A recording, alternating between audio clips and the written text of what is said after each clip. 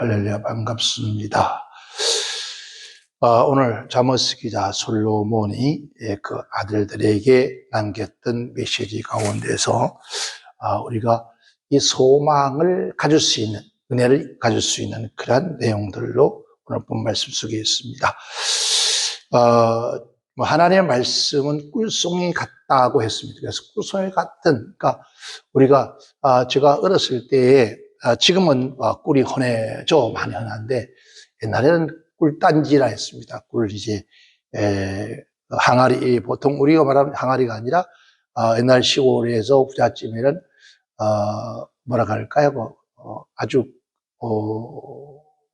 백자 같은, 고래박자 같은 그런 곳에다가 아주 깨끗한 곳에 꿀을 담아서 뚜껑을 딱 덮어둡니다.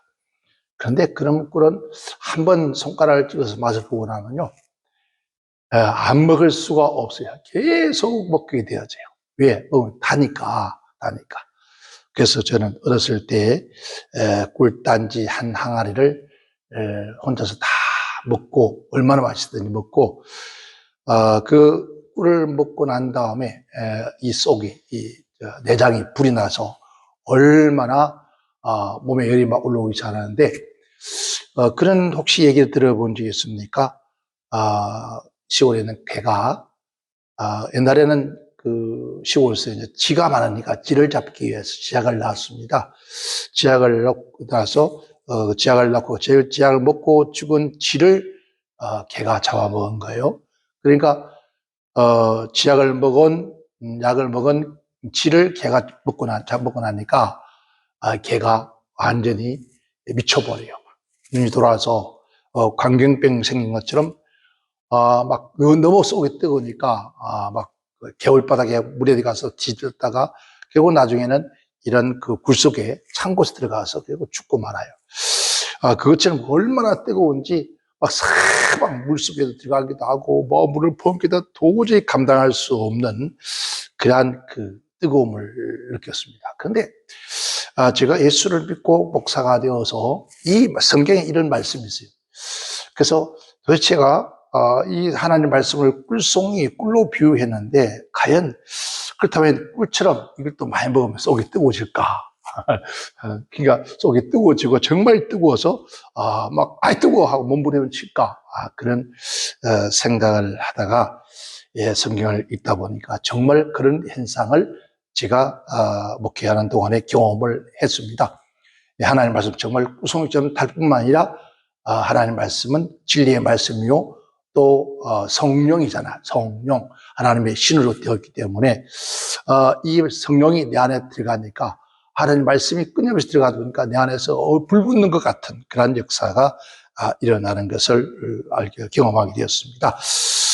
그래서 이런 하나님 말씀을 가지고 있으면은 너희는 절대로 절망하지 않는다. 반드시 장래가 너희가 소망이 있을 것이다 라고 그렇게 말씀을 하면서, 또 하나는 이 악한 자라고 하는 것은 물론 세상의 사람을 비유하겠지만은, 그러나 성경적으로 본다면은 어둠의 세력들, 악한 원수 마귀 세력들이 의인의 장막이라고 하죠.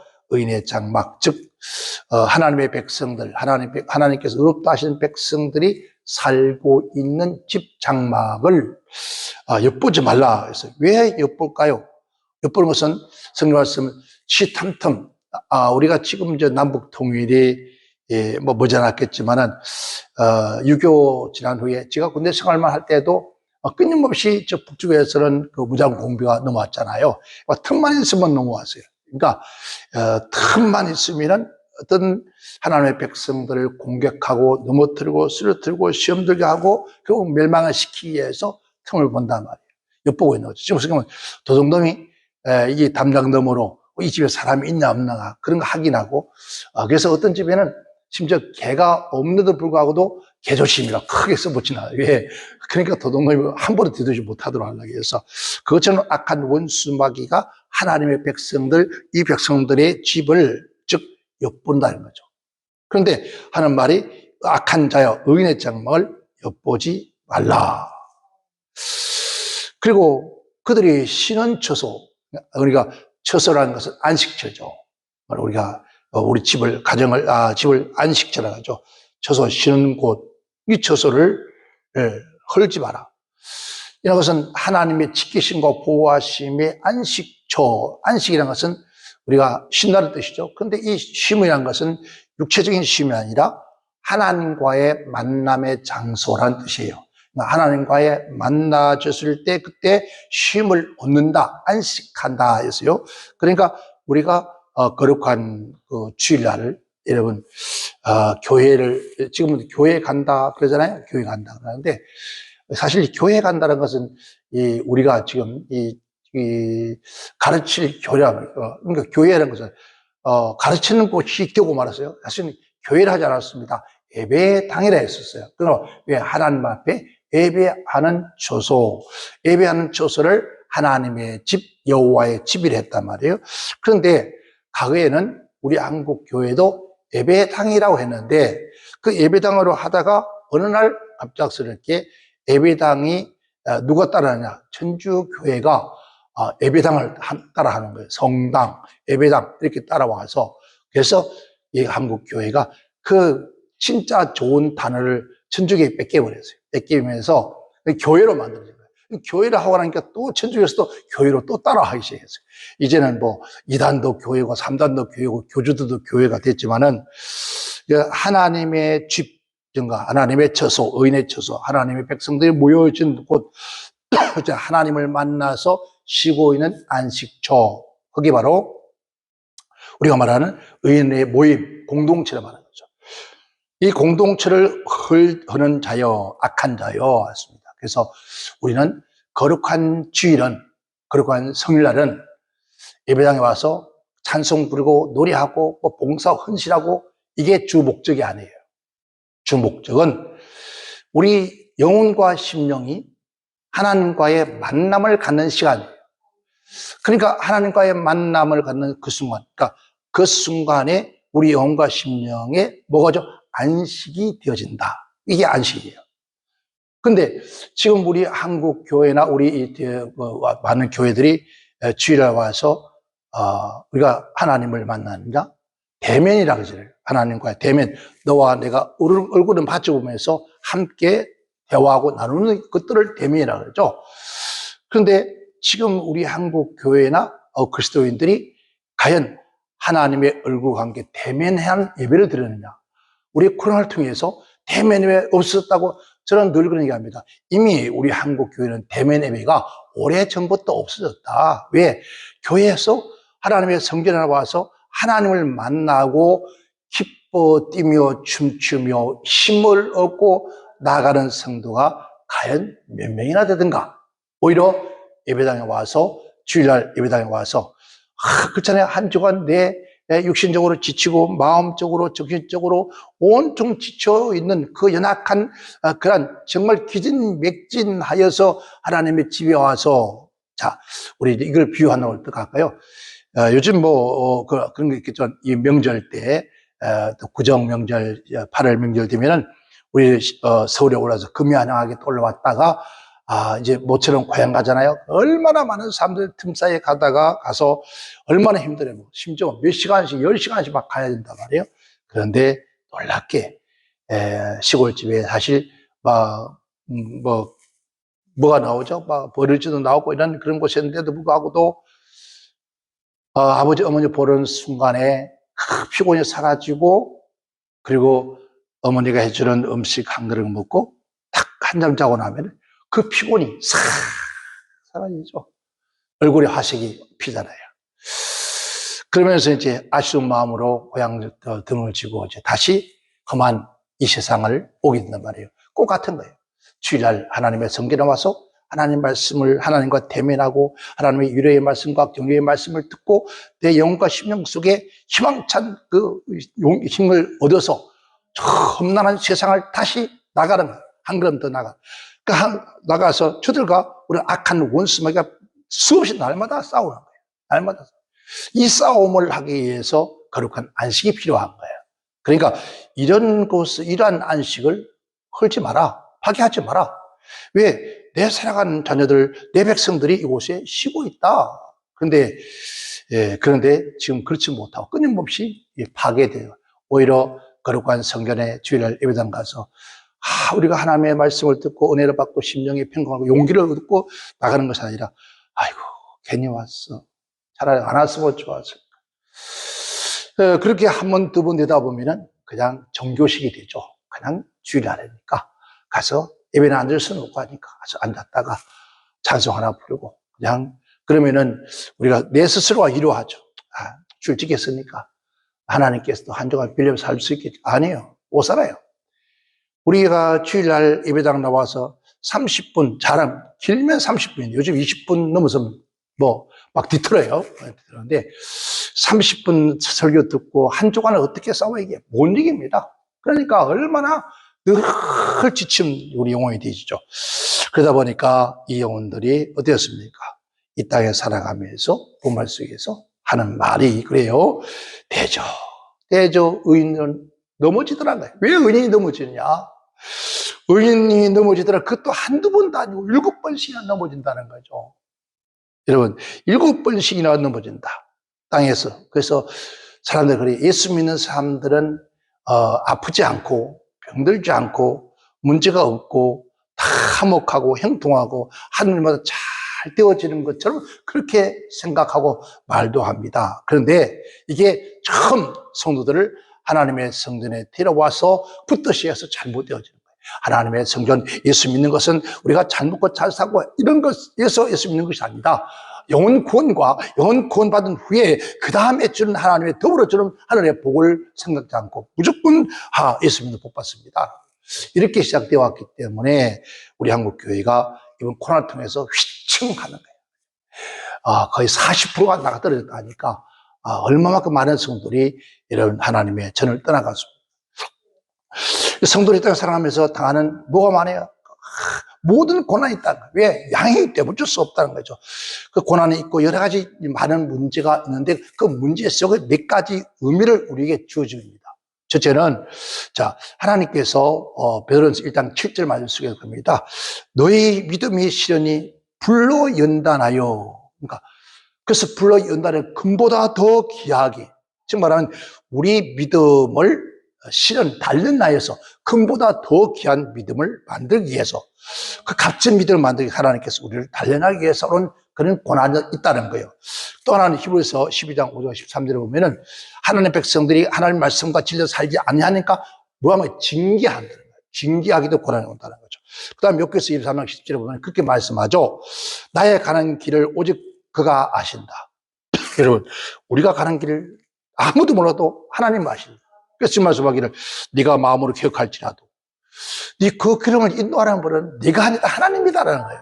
그러니까 하나님께서 우리 길 가는 길을 아신다. 그 가는 길이 목적이 뭔지 왜 가고 있는지 그 길을 아신다. 그래서 하나님은 우리가 잘못된 길을 갈 때에 우리를 단련시킨다는 거죠. 단련시켜서 후에 뭐가지 점검같이 나오게 하십니다. 그래서 욥도 여러분 이 세상을 살아가는 동안에 수많은 아무리 하는 백성이 있다 할지라도 욥만큼 고난받은 사람 없습니다.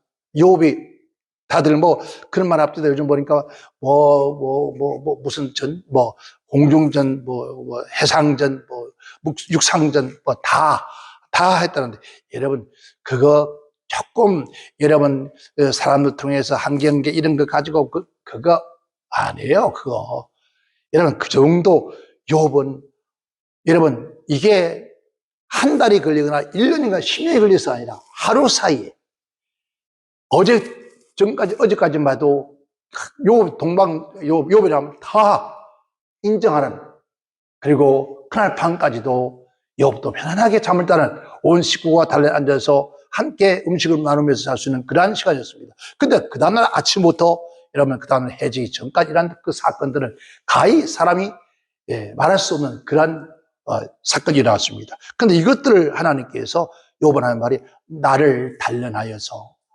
점검같이 하나님 보시기에 점검 같은 사람, 믿음의 사람을 만들기 위해서 그렇게 하나님이 나를 연단시켰다고 하는 거예요.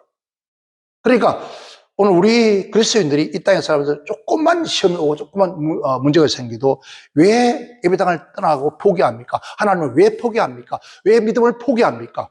이게 연단, 훈련되지 않아서 어떤 경우에도 막론하고도 여러분 우리는 천성 가는 저 천국 가는 길은 절대로 여러분 뒤돌아서도 안 되고 좌우로 치서도 안 됩니다. 오직 십자가 바라고 달려가야 합니다. 그런데 그렇게 달려가는 길에 이런 어려움이 당한다는 거예요. 몇 번이나 7번이나 넘어진다. 여기서 7번 넘어진다는 말의 의미의 뜻은 7번 떨어진다라는 뜻이에요. 또 넘어진다, 엎어진다. 즉 말하면 사바다가 엎어먹었다 그러잖아요. 그죠? 엎어진다. 우리가 또 신앙생활 잘 가다가 또 엎어져요. 그러니까 좀 이제 뭔가 제대로 가는 것 같은데 어느 날 보면 또 엉뚱한 짓을 한단 말이에요. 이게 우리 인간이기 때문에 그렇죠. 사람이기 때문에 때로는 엎어지고 넘어지고 쓰러지고 그래서 저 사람은 왜 저럴까? 이런 그렇게 절대로 판단하지 말라고 하잖아요. 하나님께서 너도 넘어질까 조심해. 그래서 본 말씀의 뒤 하반절에 보면은 악인들도 그러한 일을 당해도 너는 기뻐하지 말라. 그러한 일들이 내게 옮겨질까 두려워하라는 거예요. 그러니까 나도 저럴 수 있다는 거예요. 있다는 것을 우리 스스로가 생각하고 살아간다면은 우리가 그들이 넘어짐에 대해서 또 내가 넘어짐에 대해서 우리가 여러분 내가 안 넘어져 지금까지 붙들어 안에 참아낼 수 없어요. 그러잖아요. 베드로가 야 너 까불지 마. 내가 너를 위해서 기도하지 않았다면 벌써 너는 마귀에게 수십 번 지 밖으로 나갔을 거야. 여러분 우리는 교만할 수가 없어요. 왜? 하나님께서 우리를 붙들어주지 않는다는 거죠. 그래서 버려 의인이 여러분 이거 시험이 다 할지라도 넘어지고 또 넘어진다 할지라도 반드시 성경은 합니다. 하나님께서 그가 다시 일어나게 할 것이다 이 말이에요. 그러니까 우리는 우리의 힘으로 일어날 수 있는 것이 아니에요. 첫 번째 그러지 말씀하죠. 하나님의 손으로 붙드심이라 그랬어요. 누구의 손으로? 전능하신 하나님의 손이 우리를 붙들어 주시기 때문에 다시 엎어졌다가 다시 일어나 앉고 일어설 수 있고 넘어졌다가 다시 일어날 수 있고 떨어졌다가 다시 기어 올라올 수 있다는 거예요. 그러나 넘어지되 아주 넘어지지 아니하도록 붙들어 주신다는 거예요. 이게 하나님. 그래서 이사야 선지자가 그러죠. 42장 10절에 두려워 말라 내가 너와 함께함이라 놀라지 말라 나는 너의 하나님이 됩니다. 진짜 여러분 하나님이 우리 하나님 맞습니까? 아버지라고 부르죠. 나의 하나님 나의 하나님 노래도 다 부릅니다. 근데 실상 그 하나님이 과연 나의 아버지인가? 나의 하나님인가? 내가 너를 굳세게 하리라 참으로 너를 도와주리라 참으로 나의 의로운 오른손으로 너를 붙들리라. 여기서 붙든다는 단단히 라는 뜻이에요. 붙잡다. 쉽게 말하면 우리가 손과 손 사이를 여러분 우리가 어린아이가 아빠 손을 엄마 손을 잡은 빠져본 겁니다. 그런데 하나님 아버지의 손은 권능의 손이 능력의 손이기 때문에 한번 붙들면 절대로 놓치지 않는 거예요. 쉽게 말하면 비유한다면 우리가 손과 손을 묶어놨다는 뜻이에요. 손과 손을. 우리가 손과 손을 묶어놓고 붙잡았다는 거예요. 누가? 하나님이 나를 그 손을 붙잡고 있다는 거야. 그리고 붙잡는 것이 아니라 지키신다. 무엇으로? 하나님께서 너를 지키신다. 그래서 13절 보면 겁니다. 나 여호와가 너의 하나님이니 내 오른손을 붙들고 내게 이르기를 들어 말라. 내가 너를 도우리라. 여러분 붙잡는 게 끝난 것이야. 여러분 누가 내게 옆에 있는 걸 중요한 것이 아니라 그가 나를 도울 수 있는 힘이 있느냐 없느냐가 중요하잖아요. 근데 그분이 하면 내가 널 도울 것이다. 이거 돕다라는 말은 우리가 지원해 준다. 내가 이 힘이 다시 섞게끔. 이거 제가 이제 비유적인 얘기인데요. 제가 사업을 크게 하고 정치하다가 사업이 부도가 났습니다. 그래서 다시 일어나야 되겠는데 이대로는 끝날 수 없는데 그래서 우리 형에게 찾아가서 형 그 지팡이 좀 빌려달라고 했어요. 지팡이. 그 형이 가진 지팡이. 사실 그 지팡이도 제가 준 지팡이인데 그 지팡이를 잠깐만 빌려주면은 여러분 옛날에 지금만 해도 옛날 시골 때 가면은 여러분 일꾼들이 쥐게 짐을 지고 손에 들고 있는 작대기가 있어요. 반작대기가 죠.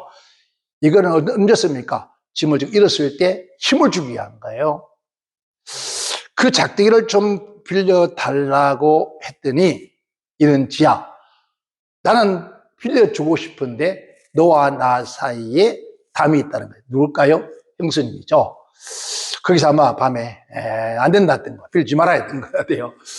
근데 결국은 그러니까 이 말은 지원해 준다는 거죠. 지원할 수 있는 이런 우리 민족이 6.25 터전가 지난 다음에 이런 박정희 대통령이 군사 정권을 통해서 나라를 이끌어갈 때 얼마나 어려웠습니까? 전 세계에서 가장 밀려든 나라, 배고픈 나라. 이 나라가 여러분 단나라 대통령이 독일에 가서 여러분 우리 대한민국의 국민을 담보로 삼고 돈을 빌렸잖아요. 독일이 우리에게 원조를 해준 거예요. 일어날 수 없는, 우리가 헤어나갈 수 없는 그런 상태에 여러분 미국도 영국도 아니었습니다. 독일이 원조를 해줬습니다. 우리가 한국에서 하나님 돕다는 것은 하나님께서 아무도 나를 돌보지 않는데, 아무도 관심 갖지 않는데, 아무도 부모, 형제도, 심지어 아내와 남편, 자녀도 손을 내밀지 않는데 전능하신 하나님께서 아시고 우리를 지원해 준다는 거예요. 원조한다. 다시 일어날 수 있도록, 다시 헤어나갈 수 있도록, 다시 그 일을 하면서 반드시 하나님께 영광 돌릴 수 있도록 하나님이 공급해 주신다는 거예요. 이게 우리가 믿는 믿음이에요. 그 믿음만 있으면 얼마든지 아무것도 없으면 백지에서 다시 일어날 수 있는 거예요. 시편 34편 19절에 의인은 고난이 많으나 여호와께서 그 모든 고난에서 건져내시도다. 그 모든 어떤 것에서도 하나님이 건져내 주신다. 주의 능력의 권능의 손으로 공경당하는, 고통당하는 하나님의 자녀들을 반드시 뭐를 이끌어 주신다는 거죠. 베드로가 풍랑을 만났을 때 예수님께서 그 밤에 무리를 걸어오실 때 얼마나 다급했는지, 예수님, 당신 정말 예수님이라면 나를 명하여 무리를 걷게 하셔서 걸어오라. 그래서 베드로가 주님만 바라보면서 걸어갔습니다. 그런데 풍랑을 보면서 그냥 물에 빠져버렸습니다. 물에 빠진 그 베드로에게 주님이 다가 손을 잡으시면서 그럽니다. 이 믿음이 적은 사람아, 이 믿음이 적은 자여, 왜 의심하느냐? 너 날 따라다니면서 못 보았느냐? 보르드 5개를 통해서 5,000명이 먹고 남는 역사, 안전병이 일어나고 눈을 뜨고 죽은 자가 살아난 이 역사를 보지 않았느냐? 바다와 풍랑을 잠잠케 하는 것을 보지 못했느냐? 너 어찌하여 나를 믿지 못하느냐? 이 말은 내게로 오라고 하는 그 말씀만 믿고 가세요. 그 말을 믿지 못하느냐? 그래서 주님은 책망하지 않습니다. 왜 의심하느냐? 했습니다. 여러분, 주의 손을 나를 붙드시고 끝까지 놓지 않는다. 그래서 말씀 10편이죠. 너를 난 내 어미가 너를 버려도, 너를 잊어도 나는 너를 잊지 않고 버리지 않는다는 거예요. 이게 하나님이에요. 여러분, 이 하나님은 누구 하나님? 너의 하나님. 이거는 예배당 왔을 뿐만 아니라 어느 곳에 있든지 간에 나의 하나님이요. 이 온 세상 안 읽으신 곳이 없는 하나님, 어느 곳에 있든 어떤 행동, 어떤 상했든 간에 그곳에서 그 하나님은 나의 하나님. 나의 하나님은 아버지라고 하는 그 순간에 아버지는 이미 벌써 내 손 잡고 있다는 사실을 우리는 잊어버리고 있습니다. 이미 잡고 있습니다. 그런데 내가 모를 뿐이에요. 주님 내 손 잡아 주옵소서. 주님은 반드시 우리 손 잡고 다시 주님은 일어나 걸어라 하잖아요. 하나님 절대로 하나님의 백성들이 늑돌이하고 포기하고 앉아있는 거 가장 싫어합니다. 반드시 우리 하나님 손 잡고 일어나기를 원한다는 거죠. 우리 모두가 그 하나님의 손을 붙들고 있다는 사실을 믿고 승리하는 여러분 되시기를 주님은 축원합니다. 두 번째로 왜 하나님께서 그렇게 우리를 붙들고 계시는가? 여호와의 눈은 뭘 향하되 의를 행하시고 있다. 하나님의 눈은 온 천지를 다 보고 있지만 특별히 예수님의 핏값으로 산 그의 백성들을 향하고 있다는 거죠. 그래서 출애굽기 2장 23절에 이스라엘 자손들이 부러지는 소리가 상달되었다 했습니다.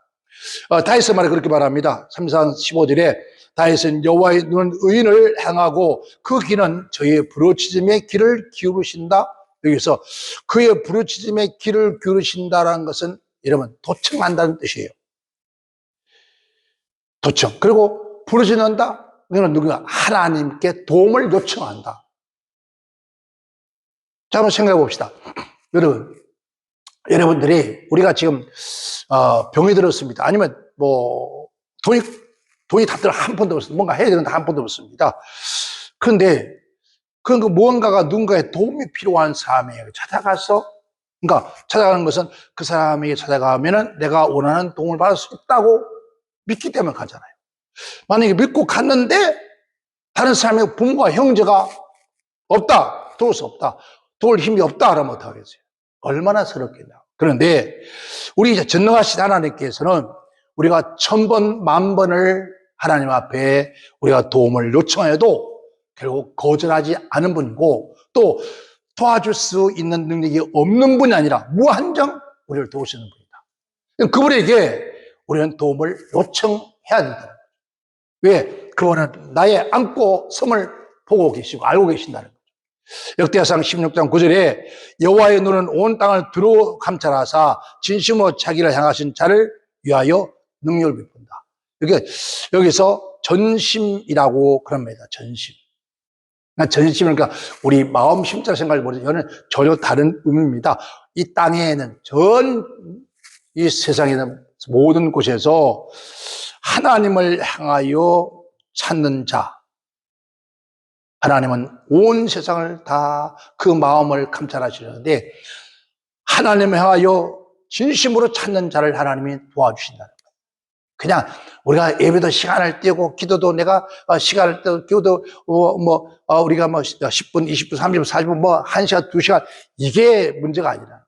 얼마만큼 간절한, 얼마나 절실한 그러한 기도를 하는가를 하나님은 보신다는 거예요. 어떤 사람들은 아주 그냥 어떤 기도원에 거기 가니까 천일 기도를 10번인가 했다 소리 들었어요.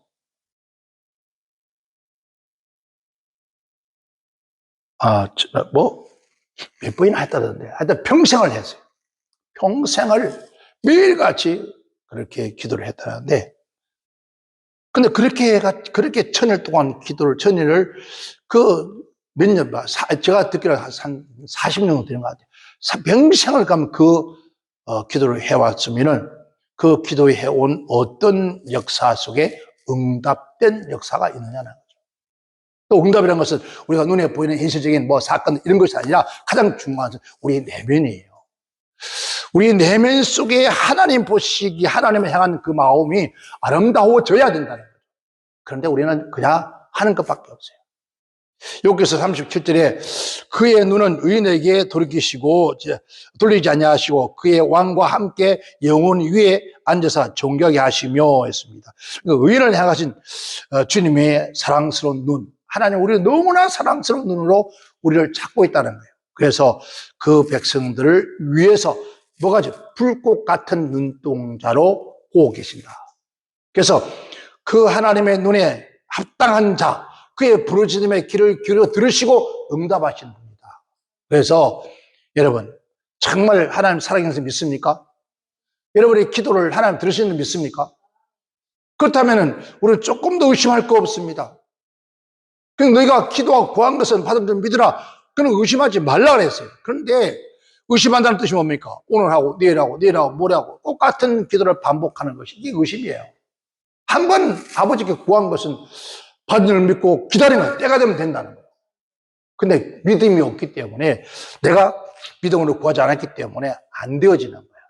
근데 하나님의 그 사랑은 우리에게 끊임없이 우리가 성경에서 그렇잖아요. 시편 말씀하기를 너희가 하나님을 하나여 하는 척만 하여도 이 말이 흉내만 내도 하나님은 너희에게 복을 주신다. 그게 하나님의 사랑이라는 거죠. 우리 이 사랑을 우리 받고 누리기를 주님은 축원합니다. 세 번째는 여호와 하나님께서 의인을 사랑하기 때문이다 그랬습니다. 자, 시편 146, 8절에 여호와께서 의인을 사랑하시며 이런 거 했습니다. 의인을, 하나님 백성을 사랑하신다, 좋아한다, 사랑스러워한다.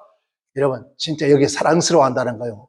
여러분, 정말 하나님 여러분을 사랑스러워한지 아십니까? 믿어요? 그런 것 같아요. 내리사랑이라는 말이 있잖아요. 제가 낳은 자녀들보다도 그 자녀들이 낳은 손자들이 더 사랑스럽더라고요. 그런데 이 사랑스러움이라는 것은 사람이 사랑하는 그 사랑스러움이 아니에요. 이 사랑스러움은 천을 다 줘도 바꿀 수 없는 그 사랑이다. 로마서 8장 1절에 모든 일에 우리를 사랑하시는 이로 말미암아 우리가 뭐 한다고요? 넉넉히 이긴다. 자, 우리가 하나님의 사랑을 받고 하나님을 사랑한다면은 이 세상 사람은 어떤 일에도 우리가 넘어져 다시 날 수밖에 없고 우리가 승리할 수 있다. 왜? 승리하되 넉넉히 싸우고도 남는다는 거예요. 정말 무언가를 일을 하고 부족한 것이 아니라 남더라는 거예요. 우리가 싸워서 이겨서 남더라. 이런 힘이 남아있다는 거예요. 더 싸울 수 있는 힘이 있다는 거예요. 누구로 말미암아? 성경 보니까 뜻이요? 예수로 말미암아, 하나님의 능력으로 말미암아 우리가 넉넉히 이기더라. 아멘. 요한복음 14장 1절에 세상에 있는 자가 세상에 있는 자기 사람은 사랑하시되 끝까지 사랑하시다. 여러분, 부모의 사랑, 형제의 사랑 다 있지만은 여러분 끊임없이 변합니다. 그러니까 부모도 자녀들에게 사랑받고 존경받으려면요, 돈이 많아야 돼요. 돈이 많이 있어야 돼요. 형제가 마찬가지. 형제라도 여러분 돈이 많이 있으면은 오지 말라도 와요. 돈이 많이 있으면은 여러분 부모에게 전화를 하루에 몇 번씩 해요.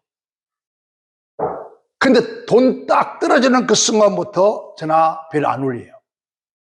그게 인간이에요. 부모 자식 간이 마찬가지죠. 여러분, 요즘요 젊은이들은 엊그저께 누가 통화를 하면서 그런 얘기 하는데 어떤 아가씨를 원하느냐 물었더니요. 첫째, 제일 먼저 돈이 적당히 있는 여자. 우리 성도도 그런 거 모르겠다.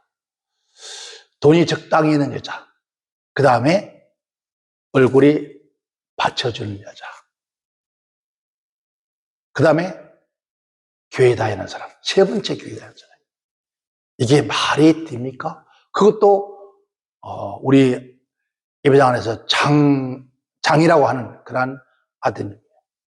장이라고 합니다. 교회 안에서 믿음 좋으면 장이 되잖아요. 장, 뭘 아시죠? 장이 되는데 그런 자녀들이에요. 그래서 돈 떨어지면 끊어지는 거예요. 부부간에도 돈 떨어지면 헤어져요.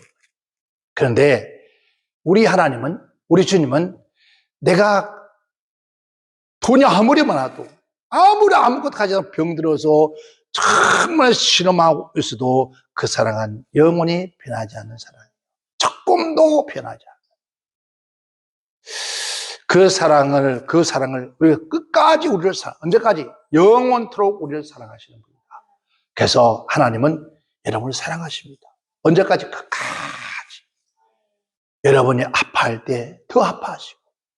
그렇잖아. 부모가 자식을 키울 때 자네가 밥 안 먹고 왜 안 먹는지, 왜 걱정했는지, 왜 저렇게 고민하고 있는지를 더 막 속상하고. 우리 하나님도 마찬가지. 그렇게 우리를 바라보면서 애타하신다는 거죠. 그래서 하나님께서는 대저 의인을 7번 넘을 주자 다시 일어나는 것은 의인은 반드시 뭐한다고? 승리하게 하신다. 아멘. 성도는 세상에서 7번 넘어져도 수많은 고난을 절망이 있다 할지라도 고통을 당한다 할지라도 반드시 하나님은 그들을 그 모든 환난에서 이기게 하신다. 요한복음 16장 33절에 세상에서 너희가 환난을 당하나 담대하라. 내가 세상을 이겼노라. 내가 세상을 이겼으니 너 또한 세상을 이길 것이다. 그래서 성경 말씀에 요한복음 10장 27, 29절에 내가 너희에게 영생을 주노니 영원히 멸망치 않을 터이요 또 저희는 내 손에서 뺏어갈 자가 없느니라. 저희는 주신 내 아버지는 만유보다 크심이에요. 아무도 아버지 손에서 뺏어갈 수가 없다. 참 놀라운 거예요. 보세요. 주님의 손에서도 뺏어갈 수 없다 그래요. 쉽게 말하면 이중 삼중 뭘 쳤습니까? 경계를 치고 있는 거예요. 그 백성들을 지키기 위해서 하나님께서 예수님께 주신 그 백성들을 주님의 손이 붙잡고 있는데 절대로 어느 누구도 뺏어갈 수가 없다. 아무리 악한 원수마귀가 이 세상의 환난과 역경과 질병과 고통과 어떤 물질이라도 결코 하나님의 주님의 그 손에서는 뺏어갈 수가 없다. 그런데 그보다 더하신 만유보다 더 크신 전능하신 하나님, 그 하나님 아버지 손에서도 뺏어갈 수 없다. 이 말은 혹시 내가 힘이 약해서 부족해서 내가 뺏겠다 할지라도 결국 하나님 아버지가 붙잡고 있는 그 손에서는 누구도 뺏어갈 수가 없다는 거예요. 그러니까 우리는 이 세상 살아가면서 어떤 것도 염려할 필요가 없어요. 근심할 필요가 없어요. 왜? 아버지가 내 손 잡고 있어요. 그래서 찬양하면서 주님요